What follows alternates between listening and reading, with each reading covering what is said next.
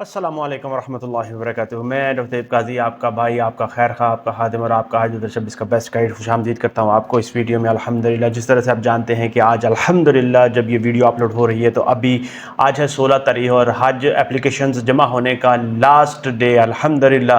और मैं आपको अपडेट करता चलूँ कल की फिगर 15 अगस्त की कि आप तमाम प्यारे मिठे हाजी भाई बहन बुजुर्गों को पहले तो बहुत बहुत मुबारक उन तमाम प्यारे मिठे हाजी भाई बहन बुजुर्गों को जिन्होंने हज 2026 की एप्लीकेशन जमा करवा ली है और अब वो तैयारियों में मसरूफ़ है। इंशाअल्लाह ताला अल्लाह ताला की ज़ात आपको इंशाअल्लाह ताला आसान करेगी, आपके लिए सब हर चीज़ जो है वो बेहतर हो जाएगी इंशाअल्लाह ताला।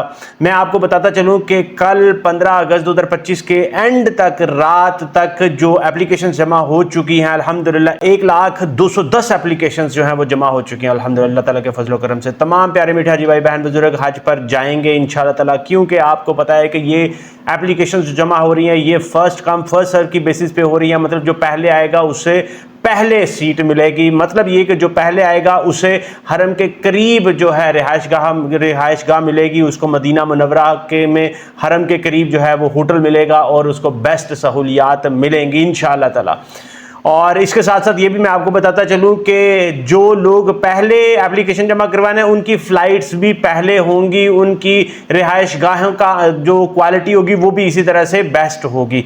तो मैं आपको बताता चलूँ कि अभी के तादाद में अभी के वक्त में सिर्फ और सिर्फ 18,000 एप्लीकेशंस का कोटा बाकी है और आज आखिरी दिन है जो कि 18 इंशाअल्लाह ताला 16 अगस्त की डेट है।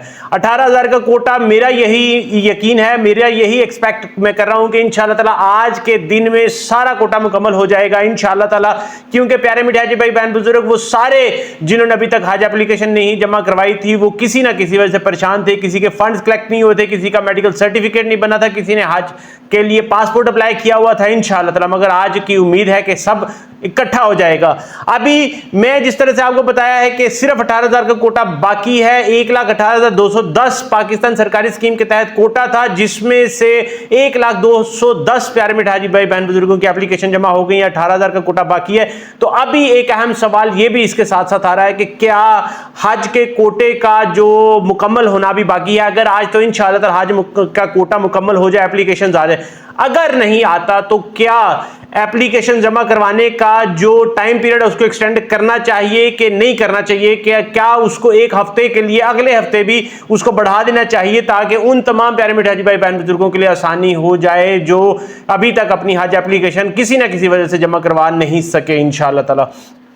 तो इस सवाल का साथ जो है आपने जवाब जरूर मुझे नीचे कमेंट सेक्शन में देना है कि डेट एक्सटेंड होनी चाहिए कि नहीं होनी चाहिए, ताकि आसानी हो उन तमाम प्यारे मिठे हाजी भाई बहन बुजुर्गों के लिए जिन्होंने अभी तक हज एप्लीकेशन जमा नहीं करवाई। मेरा यही ज़हन है कि मेरे ख्याल से हज एप्लीकेशन की डेट एक हफ्ते के लिए एक्सटेंड हो जानी चाहिए ताकि और आसानी मिल जाए और मौका मिल जाए। अल्लाह का बुलावा आया है तो और लोगों को ज़्यादा से ज़्यादा जोशो खरोश जज्बे के साथ शामिल हो सके इंशाअल्लाह ताला।